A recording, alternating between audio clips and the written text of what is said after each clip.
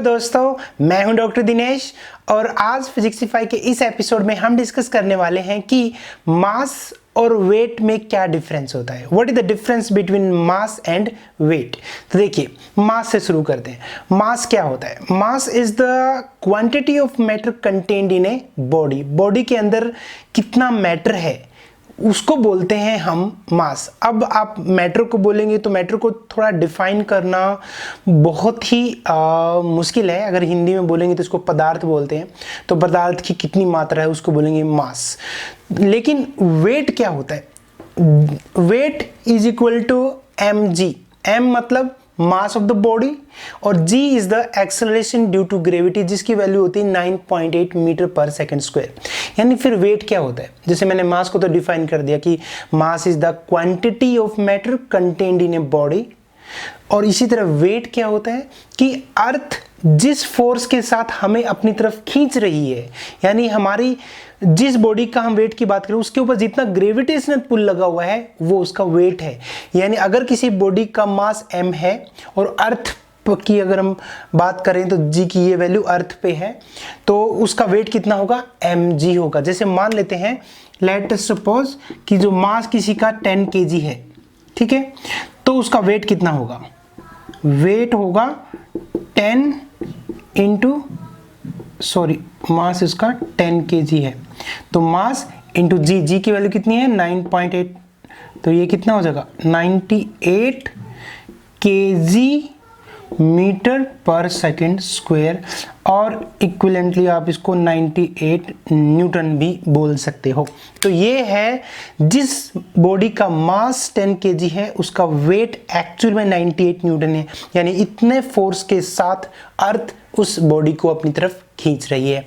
यानी अगर मैं ये कहूँ कि मेरा वेट 70 kg है, मेरा मास अगर 70 kg है मेरी बॉडी का मास, तो उसका वेट मैं 9.8 से मल्टीप्लाई करके निकाल सकता हूं अगर अर्थ की बात करें तो। अब एक इंपॉर्टेंट चीज और होती है कि जो मास होता है वो किसी भी बॉडी का हर प्लेनेट पे सेम होता है, लेकिन वेट किसी भी बॉडी का हर प्लेनेट पर सेम नहीं होता। जैसे मान लेते हैं ये जो एक बॉडी है जिसका मास 10 kg है, उसी बॉडी को अगर मैं किसी दूसरे प्लेनेट पर लेके जाऊंगा, जैसे कि मून पे लेके जाऊंगा या मार्स पर लेके जाऊंगा, वहां g की वैल्यू चेंज हो जाएगी।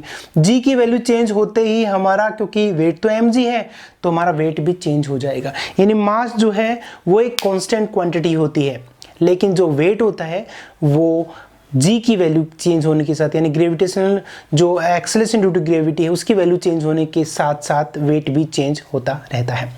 तो ये था एक बहुत ही छोटा सा कॉन्सेप्ट। तो अगर मैं समराइज करूं तो मास क्या है? Quantity of matter contained in a body. और वेट क्या होता है? वेट वो फोर्स है जिसके साथ अर्थ हमें अपनी तरफ खींच रही है, ग्रेविटेशनल पुल। तो ये हुआ, तो मास हमेशा सेम रहता है, लेकिन जो वेट होता है वो आपका g की वैल्यू चेंज होने के साथ चेंज हो जाता है।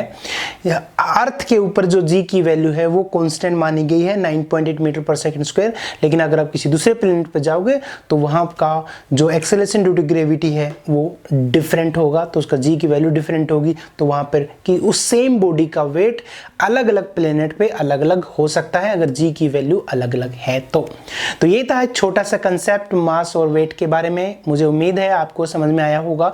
अगर समझ में ना आया हो तो आप कमेंट पूछ और क्लैरिफिकेशन के लिए आप पूछ सकते हैं। अगर आपके पास कोई ऐसा कॉन्सेप्ट है जो आपको पजल कर रहा है तो आप कमेंट सेक्शन में लिख के हमें बता सकते हैं।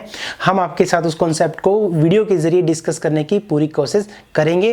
तो हम मिलेंगे आपको एक नए व्लॉग के साथ, एक नए कॉन्सेप्ट के साथ फिर से। तब तक आप हमारी वीडियोस देखते रहिए, शेयर करते रहिए। Thank you so much. अपना ध्यान रखिए। Take care.